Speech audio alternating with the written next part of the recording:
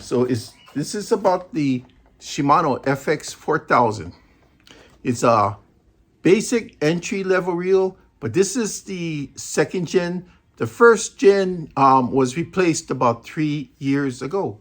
So the gear ratio on this is not bad. It's your typical higher speed 5.2 to 1, which means that for every one turn that this fully goes around, the bell arm will go around 5.2 times, and that will give you an indication on the speed of the line that's coming back. It's a high ratio return. That also means that for every one crank, you're bringing in 32 inches of line.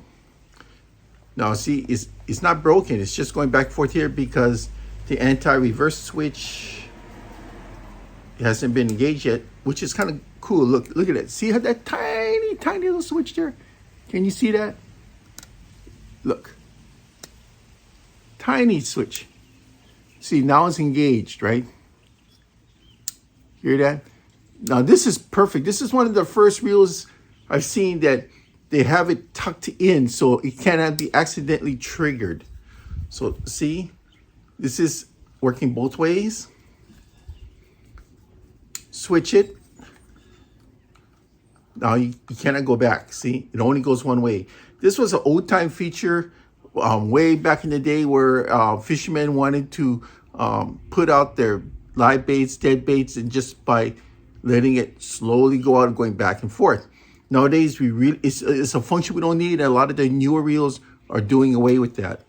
So this second gen has 19 pounds of max drag. So when you crank this all the way up, it's 19 pounds you're gonna get. I mean, most times you don't want to use that against a fish. You just want to kind of palm the spool, you know, just palm it with your fingers, palm it with the palm of your hand, and that would act like a secondary brake to slow down the run. Because you want to reduce any type of unnecessary friction from the gearing on the inside.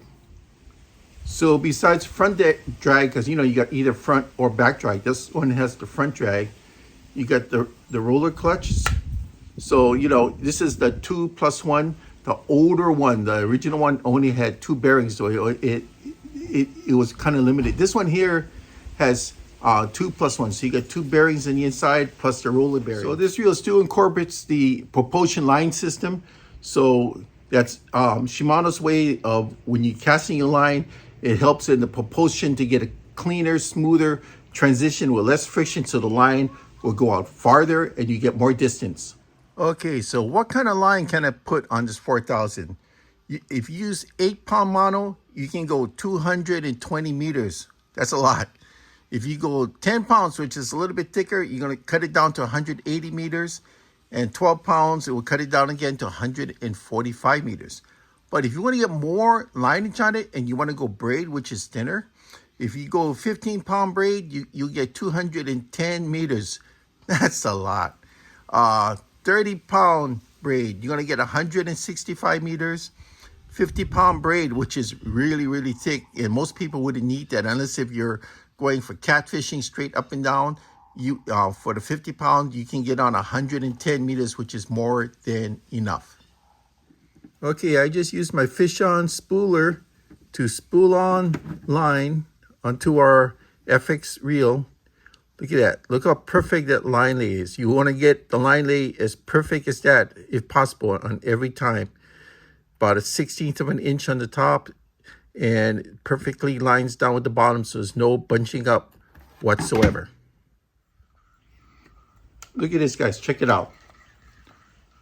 I showed you what's up with the reel, the basic reel that you're going to get. I just explained what kind of line I'm going to use. I just pulled it on. So now we're all set to put it on a rod. Now to be purist, we're going to keep it simple. Shimano reel, Shimano rod. Now this is a Scimitar, very inexpensive by Shimano, but doesn't mean that it's bad quality. Actually, this is pretty good. In fact, this is basically what they're using up in the Pacific Northwest for salmon, trout, and steelhead rods.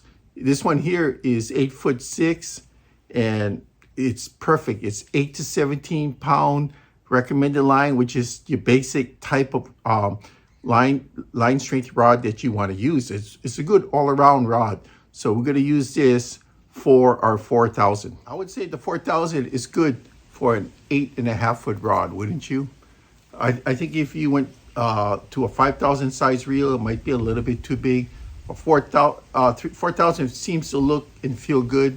A 3,000 for this will still be doable, but I think the 4 is better, don't you? So a few things to point out before you go out and you start catching fish is that, one, because we've got a brand new rod here, take the plastic off the cork. Take it off. Otherwise, it's going to be very slippery and you're going to drop it. So another thing is too, you want to protect your reel. This is one thing I do is I use my Crown Royal bags. No, I'm not a drinker. Really, I'm not a drinker. I use the Crown Royal bags. I buy them by the bundle on Amazon, pretty cheap. Now, if you went to eBay, you're getting used bags there, and if you go to Amazon, they sell you brand new bags. So what you just do, just cover them up, just tie them up, and that's it. Now the reel is protected from getting scratches, dents when you're storing it, because normally you're gonna bring more than one rod and reel, right? So you're gonna throw this in the back of your car or in the back of your room. This will prevent it from getting scratched up. It will keep the UV off of it. It will keep it cherry. So that's my report. I appreciate you guys taking the time to watch me unbox the reel, put the line on, choose a rod. We're all ready to go, right? So whatever you want to do with your reel is up to you, but this is what I just did with mine. Thank you.